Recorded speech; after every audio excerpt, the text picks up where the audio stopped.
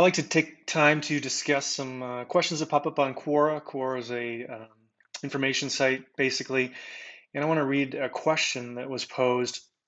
Not so much that this is going to be about specific advice, because it's impossible to give tailored advice with just such short, limited amount of information, but this is actually multiple questions wrapped up into one comment.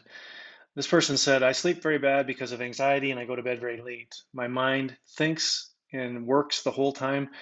How can I get calm and sleep deeply? I think what the bottom line of this question is the person is looking for a way to have restorative sleep, and most likely they have some ruminating thoughts or anxiety that are interfering or hampering with sleep. Obviously, there's so many factors that go into quality sleep: diet, stress, screen time, caffeine, alcohol, genetics, environment. I mean, the list is it's not endless, but there are a number of things that can be tailored to a specific situation to allow success. But what I wanted to point out was just the start of this person's question was centered around anxiety, which is extremely common. You can see from the screen here in the US alone, about 40 million people every year complain of anxiety. And these are just the ones that they've captured through some survey data or other mechanisms. And this is a significant issue, particularly in light of the COVID-19, now the Delta variant, the economy, restricted travel, job changes, job loss. I mean, there's so many things that go into this, and people are often looking for some tools or resources. So I'm just going to share a few of my favorite. These aren't in an attempt to remove a mental health professional or doctor from the equation, but just I think meditation is such a powerful tool. I've been doing it for decades, and I just want to start off with saying there is no right or wrong way to do it. Everybody has a unique style and flair, and it's about finding what works for you, essentially. And so I'm just going to show you some of these here that I like. Some of these are free, others are paid subscription services. There's tons of resources on the internet as well. So Headspace, this has been around for a long time. Andy Puddicombe, former monk, has this very calm, soothing voice. They've updated the app substantially since I first used it.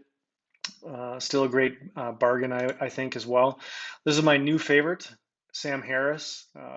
There's no music, there's no bells and jingling and any of that type of stuff. It's a guided meditation, and there's interviews and there's experts on here, and it's just a more, I would say, cerebral form of meditation. I use this primarily when I'm home, or if I'm in a quiet environment. If I'm sitting on an airplane, I just can't get into the zone enough to really benefit from it. If I am in a noisy environment, I oftentimes will do some of the music meditations on calm, and I can find that it sort of takes me out of my environment and allows me to zone out, get relaxed, get calm, and capture the benefit from that. And then Peloton, if you're not familiar with Peloton, they have a ton of programs, including meditation, yoga.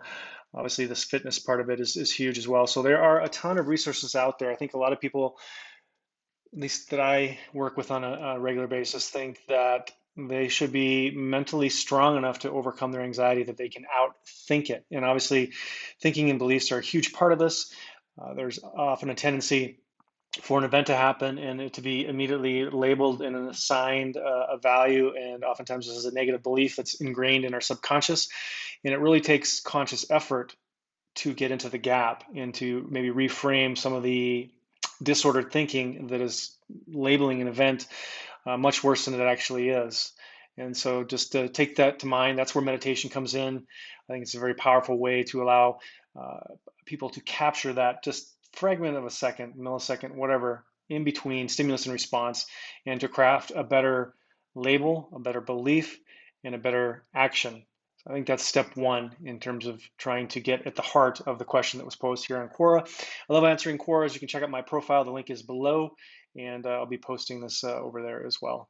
As always, be safe, be well, have a fantastic week. And if you are somebody who's struggling with mental health issues, reach out. There are tons of support systems available online and in person. Don't wait. It behooves you to get in the gap today. Take advantage of that.